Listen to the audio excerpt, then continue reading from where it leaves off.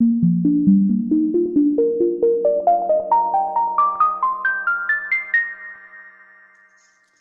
mi nombre es Roger John Ruesta, soy profesor de Derecho Penal de la Universidad Católica hace 30 años y he desarrollado la cátedra en mi especialidad, Derecho Penal.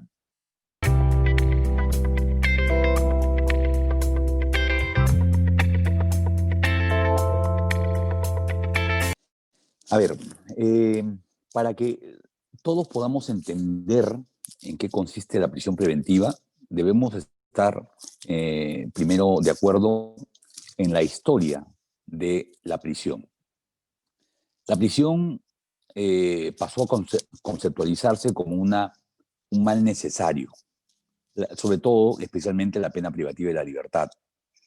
Y en momentos en que lo importante de la prisión era la legitimación, el legislador peruano, en el año 2004, con la entrada en vigencia del nuevo Código Procesal, trae estas instituciones de la prisión preliminar y la prisión preventiva. ¿Cuál es la finalidad? La finalidad es coadyuvar a que el procedimiento siga adelante de cara a la búsqueda de la verdad, que tiene su asidero constitucional en el sentido de que frente a un hecho criminal hay el derecho de la ciudadanía de conocer qué ha pasado, qué ha sucedido. Entonces, ese es un valor que es el que sustenta la finalidad de la prisión preventiva. Es de anotarse de que la prisión preventiva no toca al otro derecho fundamental que es la presunción de inocencia. No la toca porque la presunción de inocencia, como todos ustedes saben, cae frente a la acumulación de pruebas que se efectúa en una verificación de juicio y en una sentencia condenatoria, ¿cierto? Entonces, no estamos en esa fase, estamos en el juzgamiento inicial, digamos así, que se denomina la fase de investigación preparatoria. Es ahí donde en cualquier momento, en cualquier etapa, puede ocurrir la solicitud del Ministerio Público y tiene que ser resuelta por un juez y confirmada o, de ser el caso, impugnada y resuelta en segunda instancia por una sala.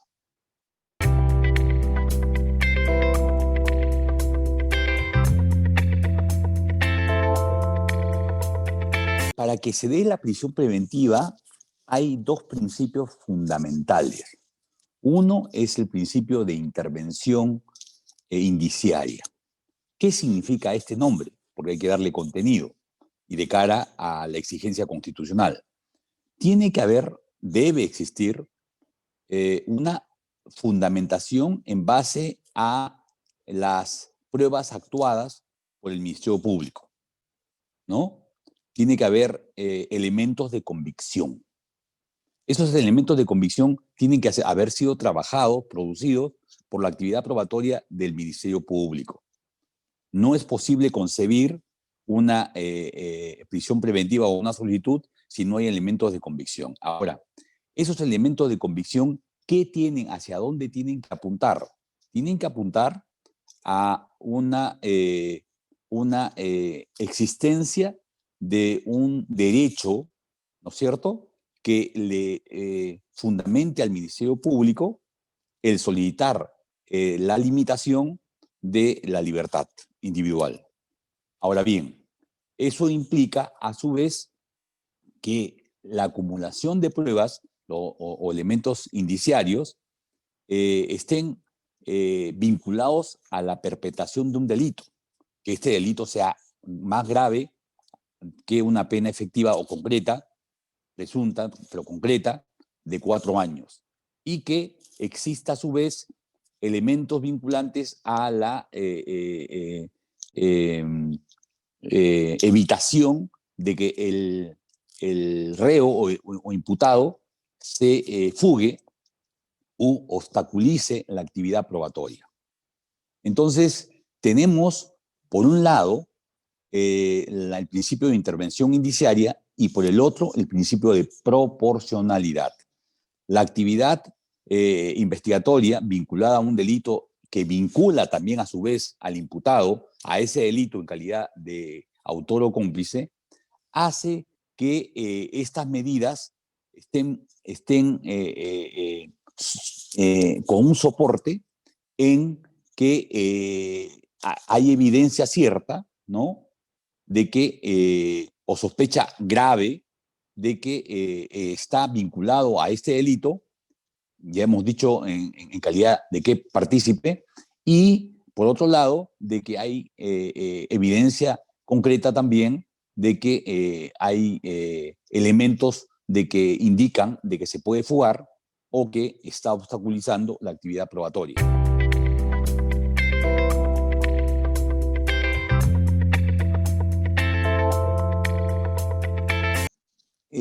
En materia procesal penal, que es la materia de la cual estamos hablando, en realidad elementos suficientes no es lo que se requiere para la solicitud de una prisión preventiva. Los elementos suficientes son necesarios para iniciar una investigación preliminar. Acá tiene que ser un poco mayor. San Martín habla de elementos graves de convicción. ¿Qué es una actividad probatoria? Es decir, el Ministerio Público, en su afán indagatorio, tiene que mostrar de que existe la comisión de un delito grave, por un lado, y por otro lado, que la persona, con las investigaciones que se han dado, está vinculada a ese delito en calidad de autor o de cómplice. ¿No es cierto? Pero no es suficiente eso, porque eso es la apariencia de derecho para poder solicitarla. También es necesario demostrar de que esta persona no tiene arraigo, por ejemplo, ¿no?, y que en cualquier momento se fuga, o que tiene facilidad para poder ir al extranjero.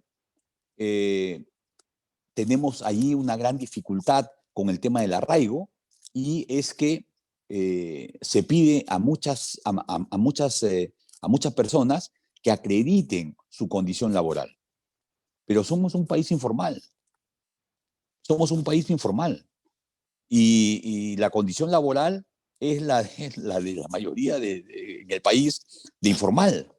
Entonces, ¿cómo acreditar algo que la informalidad no brinda? Que es la demostración de que uno tiene un trabajo, un horario, etcétera, un ingreso, porque hay o subempleo o la informalidad. Ese es un punto importante para ser discutido, y por eso es que ahí el elemento de proporcionalidad y razonabilidad, que es lo mismo en realidad, la razonabilidad de la medida tiene que estar enmarcada en el balance. ¿Qué elementos tengo incriminatorios?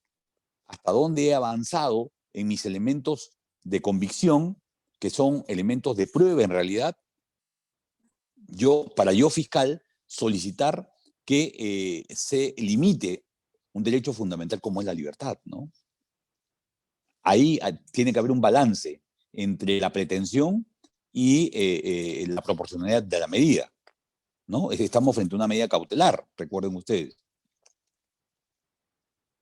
Y lo otro es, el otro elemento final es demostrar que en concreto la actividad del comportamiento del sujeto frente al proceso es o ha sido en este o en otros procesos, comparando, que pueden ser traídos a discutir en el que se va a aplicar la medida, de que ha obstaculizado, por ejemplo, ha comprado testigos, ha colocado abogado en los testigos, en los peritos, en fin, su actividad no ha sido clara, no ha sido participativa en el sentido de colaborar con la justicia, sino por el contrario, de obstaculizar para que no descubran su grado de participación.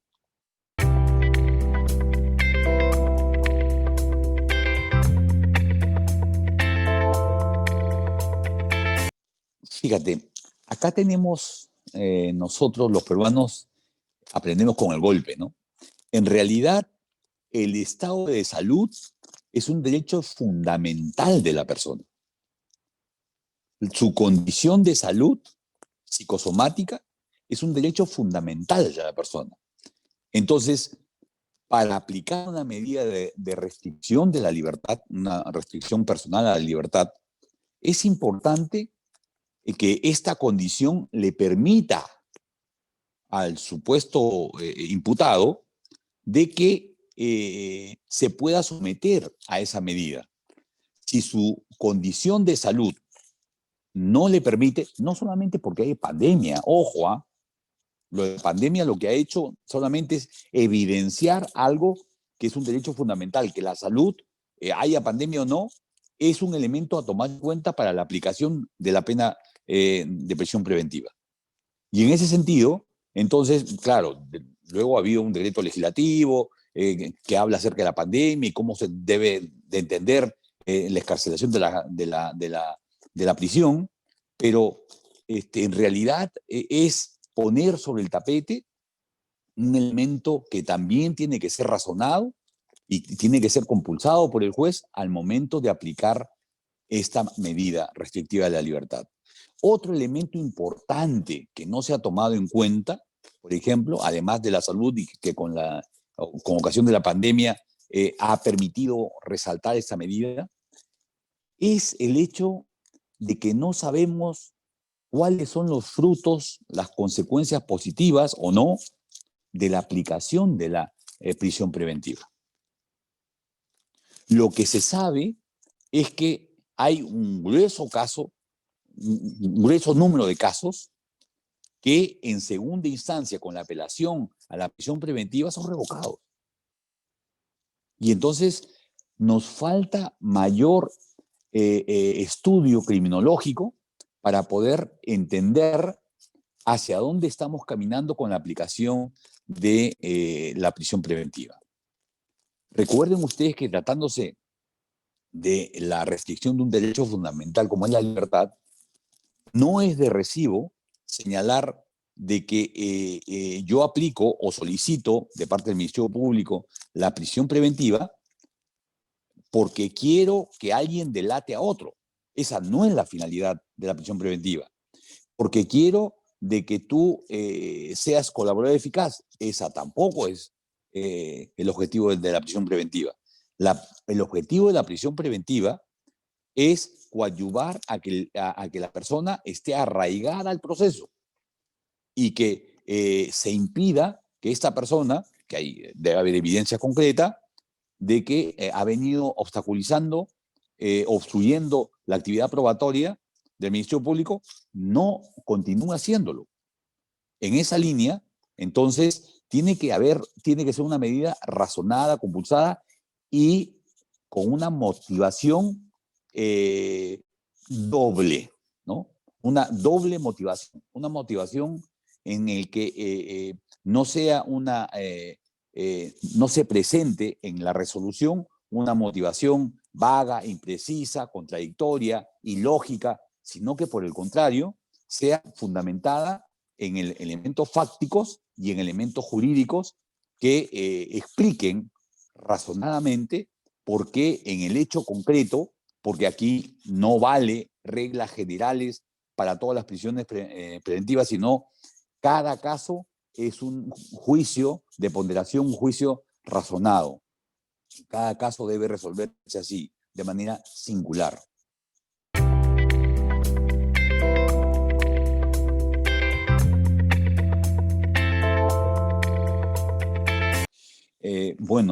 Tratándose de un derecho fundamental tan apreciado y tan valioso, debemos de decir de que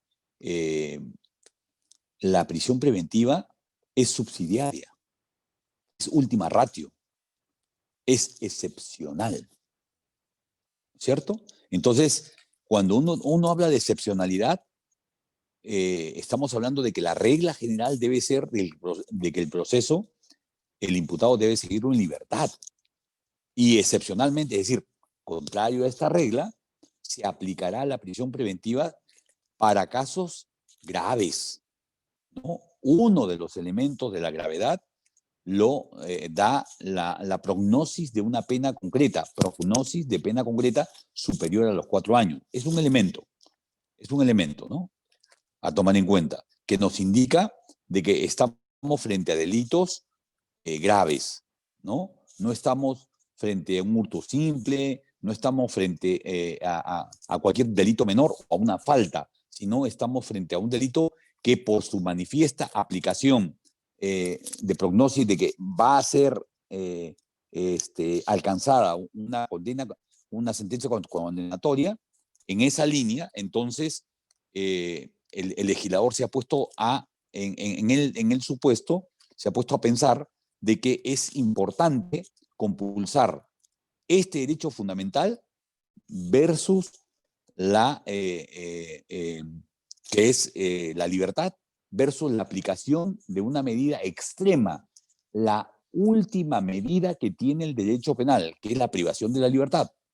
Entonces, como ustedes comprenderán, con una prueba suficiente no es válida.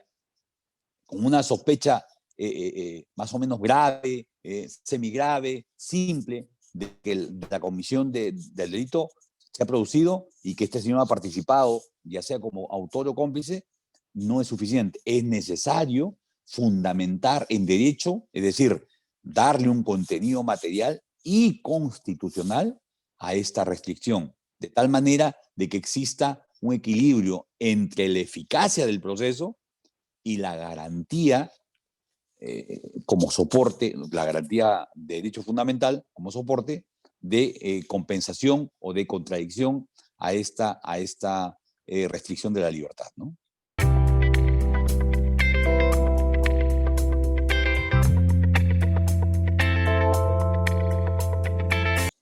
El tema de la prisión preventiva viene siendo aplicada en el Perú cuando tenemos un problema carcelario no solamente de sobrepoblación carcelaria, sino de que las cárceles tienen un problema que solamente han demostrado ser eh, eh, eh, una entidad que finalmente lo que justifica es la retribución de la pena y el aislamiento, entre comillas, del condenado, del penado, del que sufre la prisión preventiva, ¿no? Temporalmente, para que la sociedad se, comillas, sienta aliviada de que ese criminal no está entre nosotros y no está resguardado en una cárcel. Como todos ustedes saben, los problemas de las cárceles es que producen, por la violencia con la que se da en la cárcel, una mayor incidencia en la criminalidad. Y esa mayor incidencia en la criminalidad es lo que estamos viviendo. Entonces, por un lado, lo que se busca es algo bueno y fundamentado en que la finalidad de la prisión preventiva anterior a una condena no debe significar, no es lo mismo a condenarlo al sujeto procesado, no es lo mismo. Pero tiene que estar razonada y fundamentada en suficientes elementos de convicción que justifiquen la aplicación de esta medida cautelar. Como medida cautelar es variable, ¿no es cierto? Es variable ya sea para que se revoque o para que luego se vuelva a pedir. Así que en primera instancia no se alcanzó a aplicar. Pero lo importante es qué está pasando en nuestras cárceles. ¿Qué conseguimos mandando a las personas a las cárceles? Eso no lo sabemos porque no hay investigación. Y sin embargo, para nosotros, para la sociedad, nos parece normal que se combata la violencia con más violencia. Y no estoy muy seguro de que la finalidad última sea beneficiosa para la sociedad. Por eso es que estas medidas deben ser aplicadas solamente en caso extremo, de manera excepcional, razonada y fundamentada, en el principio de intervención indiciaria, que ya expliqué, y en el principio de proporcionalidad. Tomando en cuenta que lo que está en juego aquí es un derecho fundamental, ¿no? Y que sí es importante la finalidad de que el proceso se coadyuve de cara hacia la búsqueda de la verdad, sí, ¿no? Pero también es importante saber de que está en juego derechos fundamentales, en los que tiene que respetarse además el derecho de defensa. Ahora, yendo a un colofón o a una síntesis de conclusión, me permito señalar de que el Ministerio Público ha logrado, desde su perspectiva, ha logrado neutralizar o desarticular organizaciones criminales utilizando la prisión preventiva. Eso ha ayudado a las figuras de la colaboración eficaz y de testigo protegido también. Sin embargo, es necesario anotar que en no pocos casos, voy a ponerlo así, en no pocos casos, esta medida ha sido exagerada y revocada en segunda instancia. Entonces, no sé qué estamos esperando. Yo lanzo este pedido a, a, a la sociedad y a las entidades, a la universidad, a nuestra alma mater, para que se aboquen a una investigación de orden criminológica para ver cuáles son los resultados de la prisión preventiva, de facto, a priori, en la realidad, en las cárceles, qué efectos hemos tenido. Son beneficiosos para poder saber si seguimos insistiendo con la aplicación de esta medida o buscamos otras menos lesivas, pero con igual efectividad, ¿cierto? Algunos hablan de que, por ejemplo, en lugar de la prisión preventiva, es importante la utilización de grilletes electrónicos, ¿no? Pero claro, hay que luchar contra una desatención del Ejecutivo, que por un lado dice apoyamos todas las medidas y por otro lado no dan presupuesto para la aplicación de estos grilletes electrónicos. Por otro lado, no hay investigaciones sobre qué está pasando con la aplicación de esta medida, que nos permita orientar o reorientar o modificar la orientación que se viene haciendo de cara a saber si está siendo efectiva, qué logros estamos teniendo, que es un derecho también de saber, no solamente de parte de los jueces, de parte de los fiscales, sino también de la ciudadanía, hacia dónde estamos caminando, si estamos apagando el incendio o por el contrario le estamos echando más leña al fuego. Creo que es importante este lado, ¿no? Este lado empírico, este lado sociológico y criminológico de investigación. Entonces, yo llamo y convoco a las entidades que son pertinentes para que, si tienen a bien, se aboquen a este extremo de la investigación. En primer lugar, saludo estas iniciativas de hablar sobre, en este caso, el derecho adjetivo, el derecho procesal, pero tan necesarias para conversar y reflexionar sobre la situación carcelaria, sobre la situación de la prisión, sobre nuestro sistema de justicia y sobre todo algo importante que está faltando.